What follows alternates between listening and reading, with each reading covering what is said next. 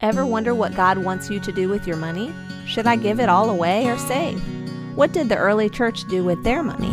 In Dr. Pendergrass's book, Give It Away, Reflections on How Christians Use Money, you'll get 4 short, powerful lessons on what to do with money based on some key texts from the New Testament. This is a wonderful guide for study and reflection. It even comes with reflection questions that are perfect for small group discussions.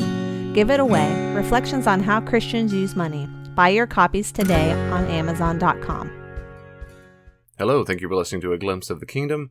I am David Pendergrass. I want to pick back up to where I left off last time, which is kind of part 2, reflecting on some texts that I heard interpreted by a preacher a while back, and I thought it was worth reflecting on for you. He's talking about worship, and this next part he talks about, he talked a long time about being a servant leader, and he says worship is ultimately expressed as a servant leader. Worship is ultimately expressed as a servant leader. I have a few things to say about that. The concept of that expression, servant leader, is very popular in Christian academies. You might see seminaries or undergraduate. It's a very popular thing to say servant leader. And it's just very popular. Books and articles and essays, on and on and on. I remember reading and studying about this stuff all the time. And I made the same critique back then as I still do, which is this seems nonsensical to me. At no point in the entire Bible, at no point ever does Jesus or anyone in the early church, Moses, pick anybody you want, there is no reference to servant leader in the Bible. I don't think there's any servant leader referenced even in the other canons of Scripture, in Orthodox and Roman Catholic. I don't think there is anywhere. Concept of servant leadership, it just makes, I think what they're trying to join together is Mark 10:45, that, and of course in John 13, that Jesus, I've not come to be served, but to serve and give his life as a ransom for many. And so the idea is that we serve like Jesus served. That's what it means to be a leader. But the text doesn't say be a leader. Jesus says if you want to be the first, you must be the last. Okay, but that doesn't mean they're leaders. This is not about how to be a leader and how to help a group of people accomplish a vision and be strategic and make goals. I find it very unpersuasive. There's not a lick of evidence. There is zero evidence of servant leadership anywhere in the Bible at all. That expression is not found. Now, if you want to pick together multiple different texts and say this is the concept, you can, and I've read those kind of articles before. But then what I do is I look up every single reference in context and go, that's not the point. That's not the point. That's not the point. It just isn't. At no point does Jesus say, here's how to be a good leader. He doesn't. Jesus doesn't talk about leadership. And I've read essays and books on Jesus and leadership and how he's the best model of how to be a leader. Well, you might be.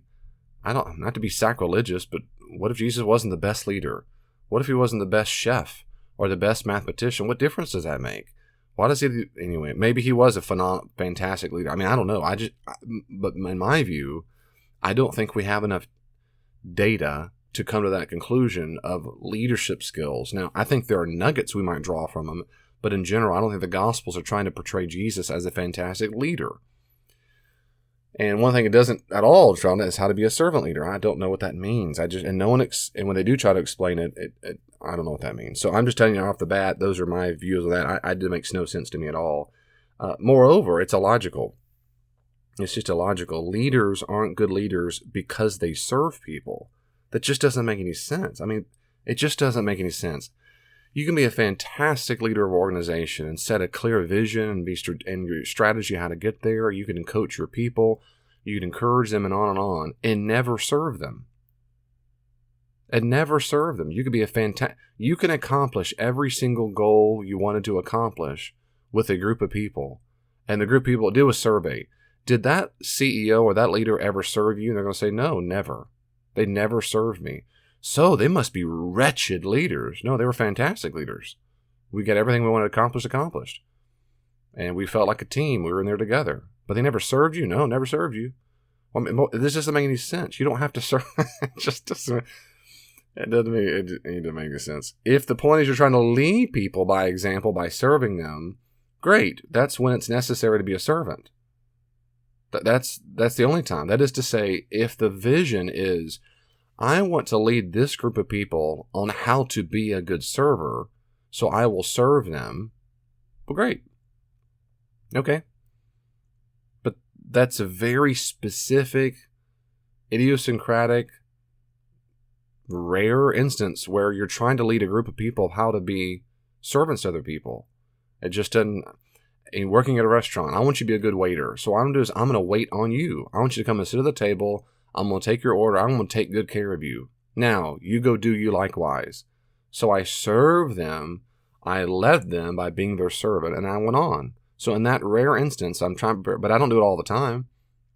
I don't lead them by continually serving them at the table over and over and over and over and over. Then I'm just being a servant. I'm not being a leader. I'm just their slave or their worker. I don't know. Anyway, I'll get off of that. Okay, well, that's a common expression that I don't find persuasive in any way you shake it, except maybe my analogy I gave in some rare instances, maybe. But it's not biblical. Then the text he gives is Luke 4:8. The text he gives for this point that worship is ultimately expressed as a servant leader is Luke 4:8. In Luke 4:8, Jesus is talking, he's talking to the devil. In Luke's version, it's the devil. This is a temptation narrative where he's cast out into the desert, the wilderness, and the devil's saying all these things. If you worship, bow down to me. He literally says that in verse 7. If you will worship me, if you will, and of course, remember I said this in the first podcast, proskuneo means to bow down. So literally is, if you will bow down to me, if you will prostrate yourself to me, all this realm will be yours. And Jesus says, it is written, you are to worship the Lord your God and serve him alone. Now, Jesus, of course, is quoting Deuteronomy 6:13. Deuteronomy 6:13. We are, in fact, to worship the Lord, or to show devotion toward, or prostrate yourself toward the Lord God and serve him alone. And that's it. Now, that's true, and that's good, and that's right. It's just that Luke 4:8 has nothing to do with being a servant leader, and has nothing to do with worship being a sign of servant leadership. And I think, trying to the benefit of the doubt, I think what he thought was, because it has the word serve him only, it must be aspect of servant leadership. Let me say it one more time. I think because he read the English word serve, you are to worship the Lord your God and serve him only, he thought this was servant leadership. But see, this is where just looking at basic words in a good Hebrew lexicon or a Greek lexicon will help you. These are synonymous. And I'd said that in part 1. There are two main ways worship is understood all through the Bible. One is to bow down or prostrate. Proskuneo means to bow down or worship. And the other way, the Hebrew likes to use it this way the most, and that is to serve. So in Deuteronomy 6:13, when it says to bow down toward the Lord and to serve him only, those are synonymous. It means the same thing. It means the same thing. This is not about being a servant to other human beings. This isn't about being a servant leader. It's not about being a servant to royalty or whatever. This is about showing utter devotion to God alone. So again, it's just this text has nothing to do with anything that he made it try to make a point. Nothing at all. Just nothing. The point is, Jesus' point and the temptation is, I don't bow down to you, devil. You don't get my service. I don't show my devotion or loyalty to you. I only give it to the Father, to Lord God. That's it. That's a very good, powerful, wonderful point. It's just not the point of Luke 4:8 and any stretch of the imagination. Okay, well, then the next section is a long exegesis, kind of Isaiah chapter 6. Now, in Isaiah chapter 6, we have what he calls his favorite text to talk about worship, and when everything's about worship, he goes to Isaiah 6. Which right off the bat, maybe, I don't know why that'd be the case, but here we go, Isaiah chapter 6. Now, Isaiah chapter 6, we have, for most people, this is a well-known passage about Isaiah's commissioning. This is what this passage is all about. In Isaiah chapter 6, we already had what we call chapters, 5 chapters, where Isaiah, 8th century BC prophet, is talking about, basically, in an essence, the Israelites need to repent. It's not good. They need to change their ways, or they're going to be kicked into exile. And in this section of the sermon, he moves on to say Isaiah 6 is like the very best place to go to learn about worship, which is fascinating for multiple reasons. One is because this text has nothing whatsoever to do with worship. It has nothing to do with worship. Worship is never mentioned. The word worship or to bow down or to serve God is never used, ever. Moreover, the text is not about worship, it's about a commissioning of Isaiah before he gives his next message. It's a way of saying, here's how Isaiah got his message, and here's why it's authoritative. Now, that is exactly what it's about. I mean, this is almost unanimous amongst Old Testament specialists. This is what's going on here. This is not a worship scene. And I'll tell you in a little bit, well, it's just not. So the first point the pastor makes is this one. God will use whatever it takes to get you to worship him. God will use whatever it takes to get you to worship him. Now, right off the bat, it makes me nervous because God will use whatever it takes to get you. I don't find that in the Bible anywhere that God gets us to worship him as if we are forced to do it, as if God is on a mission to make sure we bow down to him. I don't find that anywhere in the text. I just don't find it in the text that God makes us worship. God makes us bow down. God makes us serve. Does God want it? Yes, he does. And God has every right to do that. He has every right as the creator of the universe and judge and moral, perfect being that the Father, Son, and Spirit is, to demand that. Absolutely. I mean, just absolutely. It's perfectly logical. My wife, by analogy, she has every right to demand that I have devotion toward her alone and that I don't sleep around with other women. In the office of wife, she has the completely, perfectly logical and moral demands to say, you cannot sleep around. I'm in the office of wife. It's completely appropriate. Well, God, as the creator of the universe and judge and perfect being that he is, has every right to demand worship, devotion to him alone. He's in the office of God. That's just, yep. But he doesn't get me to do it. He doesn't make me do it. Now, there are three different passages he cites to make this point. Isaiah 6:1, and this is what Isaiah 6:1 says. In the year of King Uzziah's death, I saw the sovereign master or Lord seated on a high, elevated throne. The hem of his robe filled the temple. That's it. So right off the bat, I know this verse has nothing to do with God using whatever it takes for me to, I guess you would say is he saw a vision, and that's what caused Isaiah to worship, but that's not what happens. He doesn't. Anyway, that's my view. You might find it very different. That's fine. That's not... Okay. And then Exodus 3:3-4, and Exodus 3:3-4, which I've already alluded to before, that's when Moses, God shows up in a burning bush that's not being consumed. And then he cites John 20:27-28. John 20 is when Thomas tells Jesus, he tells the disciples, I'll believe if I see him, and Jesus shows up and says, come touch my side, and you'll see these wounds. You'll see Thomas said it is I'm the one who did it. So he gives them signs. But in John 20, no one's worshiping Jesus. No one worships Jesus. And Exodus, anyway, the point is these texts just do not make the point at all that God will use whatever it takes to get us to worship him. God doesn't make us do it, and God's not desperate. Like he's going to beat us over the head until it happens or keep showing us a bunch of miracles. That's just not true. I've met atheists and they'll say, I believe them. They've never experienced a religious experience in their entire lives. Now, maybe they'll die. Maybe they won't die that way, but maybe on their deathbed. But it just seems to me there's going to be plenty of people who die and say, God didn't use whatever it took to worship him. He didn't, because he could do whatever he wanted. He really could make an angel appear to every single human being on the world and speak their language and say, I'm an angel of the Lord, and God exists, and you must worship him, or you'll go to hell. I mean, he could threaten people. He could beat them up. He could do all kinds of stuff. I mean, that's not the God we serve. It's not the God who's real. But so God doesn't use whatever it takes. Yeah, that's it. The next point he makes is authentic worship always results in a higher view of God. So it's the next point. It always results in a higher view of God. But off the bat is, I don't know what that means, to have a higher view of God. If you view God at all, appropriately biblically, you view it as God. You can't get a higher view of God if you're viewing him correctly. There he alludes to, of course, Isaiah 6:1 once again, Revelation 1:12-18, Exodus 3:4-5. I'm not going to those issues right now because I'm not going to. Here, I want to say a few things about that. One is, in Isaiah 6:1, he alludes to the higher view. It probably means to what he says in 6:1, which is that the sovereign master or Lord is seated on a high elevated throne. He's seated on a high elevated throne. Now, if you look carefully, and Richard Bauckham helped me see this. He's a New Testament scholar, but he's outstanding. He helped me see this correctly.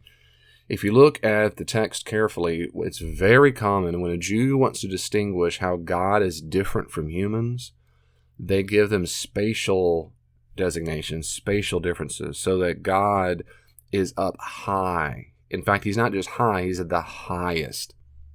He's in the highest realms. It's a spatial distance. And so the throne is up high. The angels or the throne room is up high. You'll see this very often throughout Old and New Testament. And he's right. If you look it up, he's right. So it's not, this is where the preacher's getting confused with metaphor and literal. When it says that authentic worship results in a higher view of God, it doesn't mean that literally when we start worshiping, God looks farther away. Oh, he's not up there. Oh, he's up. Oh, he's up even farther than I thought he was. He's not literally higher. And even metaphorically, he can't be higher because he's still God. I think he's just confusing the concept of a high elevated throne. That doesn't mean God literally is up high. It's a way to distinguish he's way, way, way above us. Of course, you might say he's literally above us. That's fine. Though most interpreters, I'm one of them, would say the point is not that he's literally high above us, but he's very different than. He's very different than. He's up, away from us. We say that in common American English when we say someone is out of our league. They're way above me, and so forth. And in this section, he also talked very quickly in the sermon. He dropped down to verse 6:8. And that's when it says, I heard the voice of the sovereign Lord or Master say, whom shall I send? Who will go on our behalf? Who will go on our behalf? And then verse 13, this is standard interpretation amongst people in the church. I hate to say this in a negative way, but a very conservative view. And I'm a conservative myself. I am. I'm a conservative Christian, evangelical Christian. It's just that there are standard, quote unquote, conservative things conservatives say that I do not find persuasive at all. And this is one of them. It's very common, and it's a churchy answer to say that whenever you see our behalf, it means Trinity. And people oftentimes go to Genesis 1:26, and it says, let us make man in our image. Let us make man. Virtually no one in Old Testament scholarship around the globe agrees. No one does. And I'm one of them. No ancient Jew would have understood the concept of Trinity. No ancient Jew believed in the Father, Son, and Spirit. And if they did, they never said it ever in any text that we have ever found. So if they did believe it, they did a good job of keeping it a secret. Or, it's more likely, they never believed in a Trinity. The Trinity was something revealed over time. So, David, what in the world is the us on our behalf? Well, the standard scholarly answer, the one I find by far the most persuasive, is it refers to the Lord, and of course the seraphs who are there. That's in verse 2, which I'll talk about them in a little while. Seraph, what is a seraph? And the rest of the heavenly assembly. We don't like to think about this in Christianity much, but the biblical authors sure have no problem with it. In the Old Testament, and somewhat in the New Testament, it is very common for it to say the Lord of hosts or the Lord and his council. If you're an ancient Near Eastern person, you don't think of a monarch on a throne ruling alone. Everybody thought of a monarch, a king, ruling with an assembly. The analogy I always give is like a president having the council or chief of staff and all their council. And that's exactly how it's mentioned many, many times in the Old Testament. All through the Psalms, Genesis, through Isaiah, through the prophets. In Job, you have Ha-Satan, the accusing one. His name is not Satan. It's not a name. It's just the job title. He's part of the divine council. Divine council. Now, what's interesting is, in the Old Testament, though God has a divine council, though God does have a divine council, we don't have references of God going to the divine council for advice. Now that's very weird, because in the ancient Near East, they did talk about the gods going to the council, and they have meetings, and they on, and then come to conclusions. The gods get together. It's a pantheon. But Jews never did that. They kept the idea that God is the chief monarch and that he has a divine council and an army, sometimes translated the Lord of Hosts.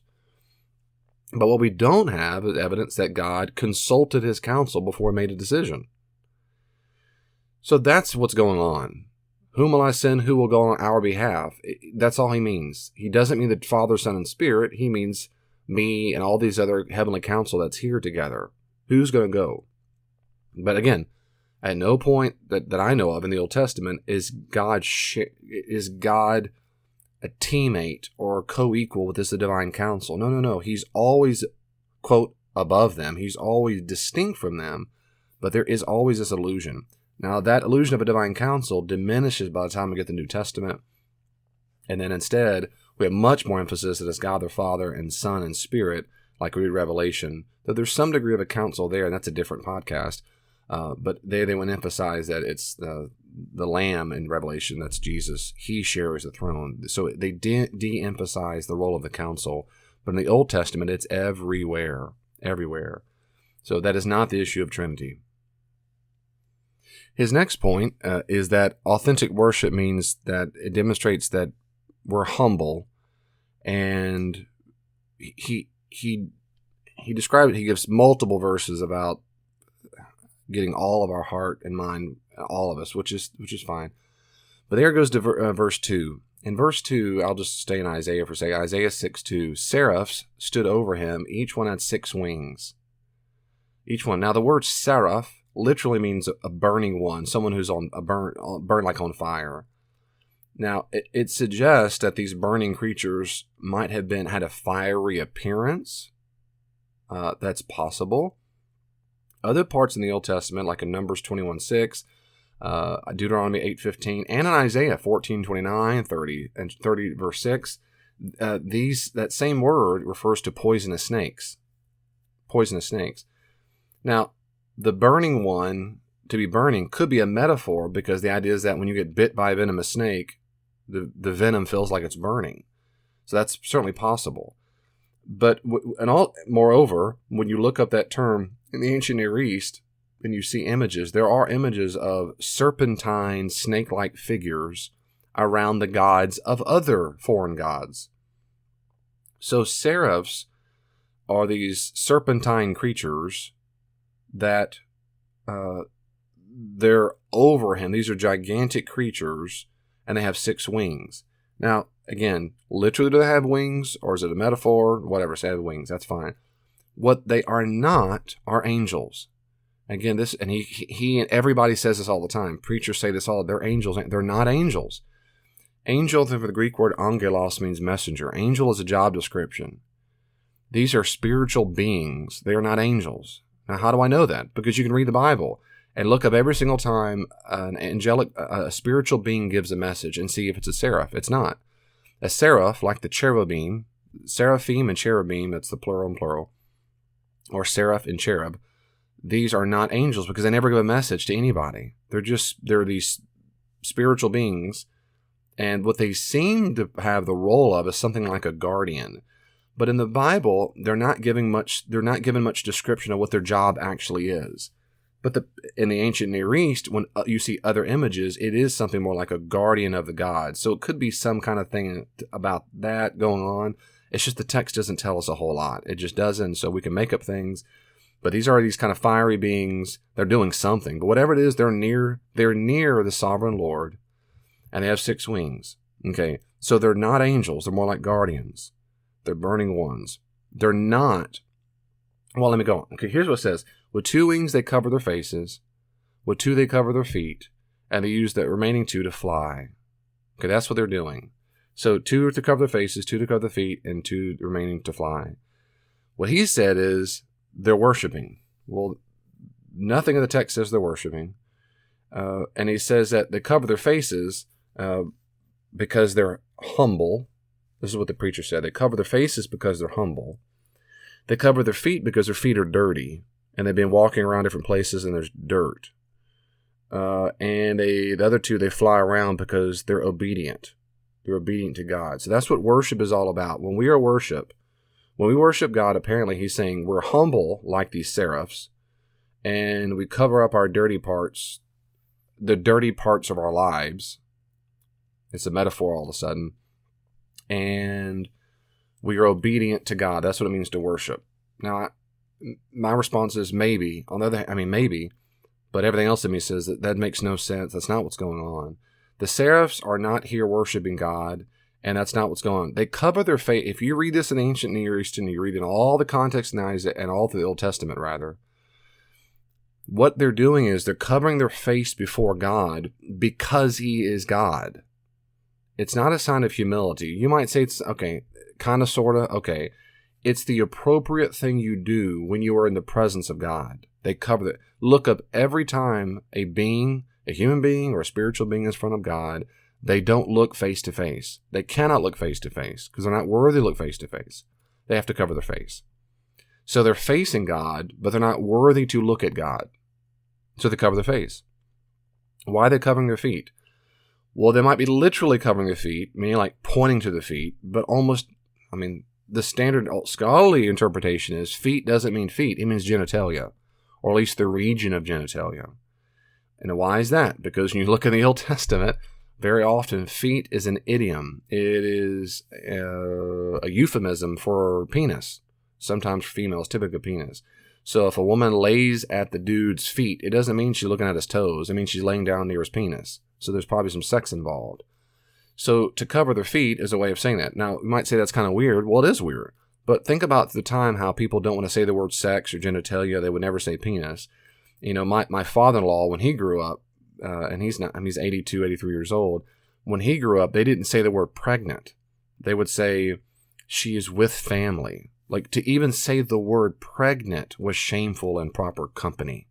To say the word pregnant. Well, now we've got basically naked women on every commercial talking about everything. PMS and whatever. But in this time period, that was my point is, it just depends on the culture and the time period. They don't say the word genitalia, they say feet. They're covering their feet because that's what you do. It's a sign, again, that they're too shameful, as it were. They're not to see that part, because from the genitalia comes, for the Jew, in a Jewish worldview, comes things that can make you ritually impure, like urine, or even defecation, of course, from the anus and so forth, and they cover them. Or semen can come out. And those areas in Judaism of the body can render you ritually impure. It doesn't mean you're a sinner, it just means you're ritually impure. And that's why people, before they go to battle in the Old Testament, they're not supposed to have sex with their wives. They're supposed to be ritually pure. So they cover their faces, they cover their genitalia, or that area. Does that mean these seraphs had penises? The text doesn't say. It doesn't say. They have something that renders some kind of genitalia area, but if I'm a Jew and I hear that, I go, of course they're doing that. They're in the presence of God. That's what I would do if I'm in the presence of God. And the last two remaining to fly, meaning they're just in front of the throne. Now, it could be to fly around for God, but that's not what the text says. The odds are fairly high. They're flying, that is, flying up super high. Remember the metaphor, the image, that there's a high, elevated throne. They didn't climb a ladder to get up there. They have to get up there somehow, where they're flying. The image is that these seraphs, these serpentine figures with wings, are flying around the throne, way up high, in one spot, like a hummingbird, bzzz, or a bee that's in one spot. They're in front of him, but they can't see him, and they're too ashamed to do that. And they say something to each other. So I disagree with everything he said, the pastor said, about what's going on here. So the seraphs are not doing, they're not doing, I think, anything he said. They call, verse 3, moreover, they call out to one another. They call out, so they talk to each other, and they say exactly what any Jew would have thought of the scenario. They say to one another about God, holy, holy, holy is the Lord who commands armies. His majestic splendor fills the entire earth. Holy, holy, holy is the Lord who commands armies. He's not saying holy, holy, holy because he's looking at the Father, Son, and Spirit. You're holy, you're holy, you're holy. But many preachers say that. If that's what you want to believe, I guess you can. The text doesn't say that, nor does it imply it. When you look up the way ancient people, including Jews, use numbers in series, they use 3. It was a way of something was whole or complete, like they did the number 7. And that's what's going on. Holy, holy, holy means he is completely, perfectly holy. And he commands all the armies. What armies? Well, the heavenly armies, like the Lord of hosts. That's that old King Jimmy way of saying it. But you can say that, or you can mean that his divine assembly. He commands them. His majestic splendor fills the entire earth. That is literally means his sovereignty, his glory, his brightness. It fills the entire earth. He's that big. He's that glorious. So they're saying to one another what is fact. He, in fact, is holy. They are not praising God. They're not thanking him for something he's done. These seraphs are not showing gratitude. They're not serving his will right now. They're not bowing down prostrate. They are it doesn't say what role they're playing, but again, if you use ancient Near Eastern context, they're acting somewhat like a guardian probably, but we're not sure. And they're saying to one another what every single Jew would have thought. That is, God is holy. Now, who gives a rip about that? And the preacher never defined the term ever, and that's another big problem. Holy is a little bit difficult to define because, well, it just is. And I've defined this on multiple podcasts. Holy means something like that attribute of God that is distinct from all of creation. That attribute of God that is distinct from all other creatures in creation. It's like, how do I describe something that's so special and other than? There's a word for it, kadosh in Hebrew, kadosh, or ayus in Greek. It's holy. So it's that feature which makes him separate than, and that's why oftentimes holy is defined as being separate than. Well, that works. It's more like being separate than as a feature of being holy. You are holy, which means you are separate than. You are other than. You're not. Holy means not creature, not of creation, and that's why it's difficult to define. It's God-kind. Only God-kind is holy. Humans have to be given a state of holiness when God confers that status. But you don't earn it. You don't earn God-likeness. God has to. Now, pots and pans and altars in the Old Testament can be called holy. Temples can be called holy. People groups can be called holy. Priests can be called holy. That's great. In the New Testament, Christians can be called holy. But it's a status conferred. It's like saying, God is saying, now you're with me. I am distilling out or spreading out my identity all over the earth, and now you're with me. And so that's why it matters how you behave. Holiness is not a moral attribute. It's a status of being different than creatures. So you don't earn holiness, you don't work up holiness. The reason why both ancient Jews and then, of course, Jews and Christians, the New Testament today, are to be behaved like they're holy, meaning because you have been identified as God, co-identified with God, you have to behave differently. But that's where it gets confusing, because holiness doesn't mean be good. Holy doesn't mean moral. It doesn't. And people always think holy is synonymous with being moral. It doesn't mean that. It doesn't mean that. It can imply, it leads to that, but it's not that. So, they're not praising God. At least that's my view. I don't see any reason at all to think they're not thanking God for anything he's done. They're not showing gratitude. They're not bowing down. They're not serving his needs. They're not being angels. They're not being humble. They're not being obedient. And they're not having dirty feet. Instead, what's happening is we have an image, a phenomenal image that fits very well in ancient Judaism. It fits very well. In Ezekiel 37, well, anyway, go through all the text you want, but this fits well of what ancient Jews thought. If you could have peeked back the heavenly realm and seen the highest realms of the heavenly realm, you would see God on a big fat throne, because that's how everybody in the ancient world thought about monarchs or kings. They sat on thrones, they would have had a divine council, and they had these otherworldly spiritual beings surrounding the throne, both guarding him and some spiritual beings doing what he wants, giving messages. We call them angels. And some different spiritual beings were not just guardians or messengers. They were warriors. They were fighters. They have different jobs. And this is what's going on here. So he has this image. Now, verse 4, the sound of their voices shook the door frames, and the temple was filled with smoke. Smoke is always used in the Bible for an image of God's presence. That's why in this temple's filled with smoke, because of course it is. He said, well, God's nearby. Well, about this temple. So there's a temple up there? Well, that's what Jews thought. For a long time, and they still pretty much argue today that there's a heavenly temple. A heavenly temple. Now, by the time we get the New Testament, there is no temple. We are the temple. And so there's a change in theology when we get to Revelation. But in the Old Testament, they did have this image that there's a heavenly copy. There's a heavenly Ark of the Covenant. There's a heavenly temple. There's a heavenly altar. All those things and they're perfect and pristine, and they're waiting on us. And that the earthly temple and earthly altar are just earthly forms of them, basically. And here's saying, and so forth. But that's why in verse 4, when they're saying that these seraphs are saying this thing, it shakes the temple. I mean, these are some gigantic, huge creatures saying what he is. Now, of course, this is why it sets up what happens in the text in Isaiah chapter 6, which is, of course, however bizarre it is to you and me, when Isaiah is picturing what's going on, he has a glimpse of this heavenly realm, and he is unworthy. He is unworthy. Of course he's unworthy. And what the text says is he needs to be, it's implied. It is implied.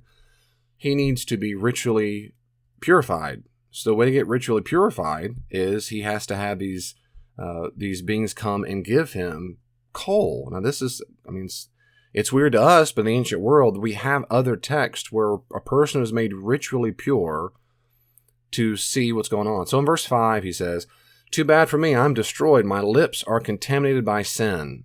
That my lips are contaminated by sin, it's a way of saying I'm ritually impure. I can't speak up. I can't see. I live among people whose lips are contaminated by sin. It means I, like my people, are unworthy to be in the presence of this, to see this vision. My eyes have seen the King, the Lord, Yahweh, who commands armies. But then one of the seraphs flew toward me. In his hand was a hot coal he had taken from the altar with tongs. He touched my mouth and said, look, this coal has touched your lips. Your evil is removed. Your sin is forgiven. And almost certainly what's going on here is now he is ritually pure, and now he can speak and respond to this vision. Again, that's weird to me, but that's exactly, and if you look up ancient context, you'll see other images and other people groups. This kind of stuff happened. The priest might put honey on their tongue, and now they're ritually pure to see the vision of the gods or whatever. But here it's coal that purifies it. And he says, now I'm ready to go. Verse 8, I heard the voice of the sovereign master, whom will I send? Who will go on our behalf? And I said, here am I, send me. You can picture Isaiah hopping up with his hand.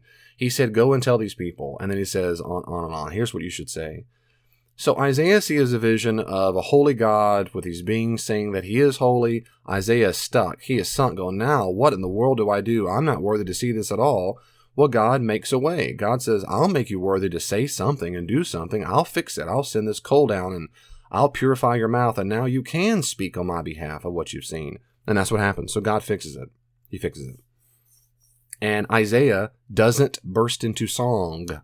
He doesn't burst into worship. He doesn't start praising God. He doesn't worship. He doesn't praise and serve God's needs. Instead, what he does is he has a prophetic message. There you go. You might say, well, he serves God's will by giving a prophetic message. That's fine. That's fine.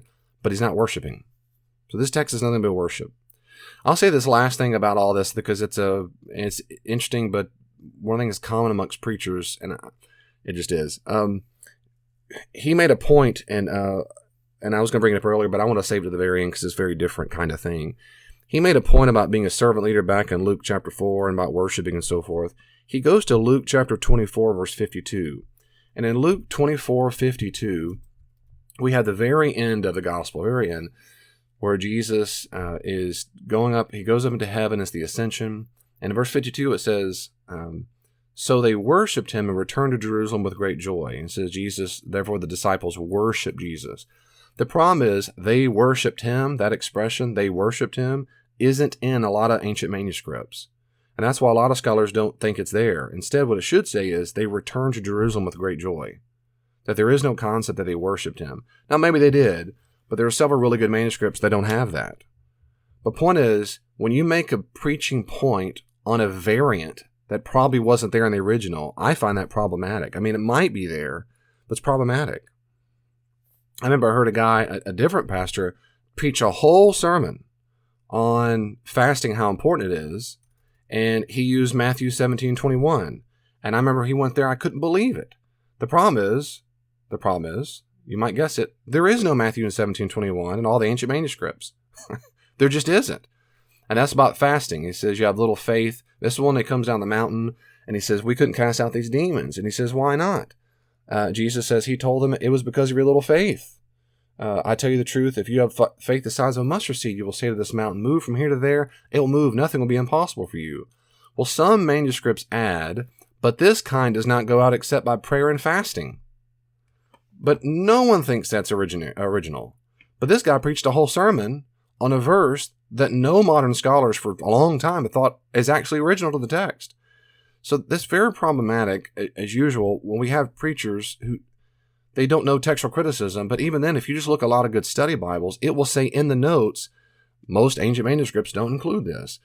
And that's very problematic to me. And the whole time I was frustrated, I can't believe he's not even going to mention the fact that this probably wasn't original. Now, if he's going to say it, at least say that. At least say, this is probably not original, but some scribes added this at some point, so I'm going to preach on it. Okay, that's fair enough. I mean, I wouldn't do that, but at least there it's honest and you're alluding, and otherwise you're making a whole point in these sermons, and no one in the audience knows that. Well, I mean, most people aren't specialists, but the guy preaching or the gal preaching should know that, should know the difference and say, I'm not going to make a whole sermon on fasting when it's not even the ancient text, or a whole sermon, whatever it is, but anyway, God bless you. I'm going to stop there, and I hope this has been helpful to understand Isaiah 6 and so forth. And I hope, and if not, God bless you anyway. See you soon. Well, the conversation isn't finished. You can always reach out to me on social media. Are you on Facebook? I am too. At Glimpse of the Kingdom. Glimpse of the Kingdom on Facebook. Be sure to like it, and you can see updates there. Also, if you're on Twitter, check me out at Dr. D. Pendergrass, at Dr. D. Pendergrass, or at Glimpse the King, at Glimpse the King, and I try my best to respond to comments and questions on there as quickly as I can. If you want more, there are many more resources on the podcast and my blog. Go to my website, davidpendergrass.com, and you can see a full list of the podcast, and my blog is available for free. Are you active in a church right now? I'd be happy to come out to your church and do all kinds of classes and workshops there. Check out davidpendergrass.com, davidpendergrass.com for more information. And may God in His great grace give you even just a glimpse of His kingdom this week. See you next time.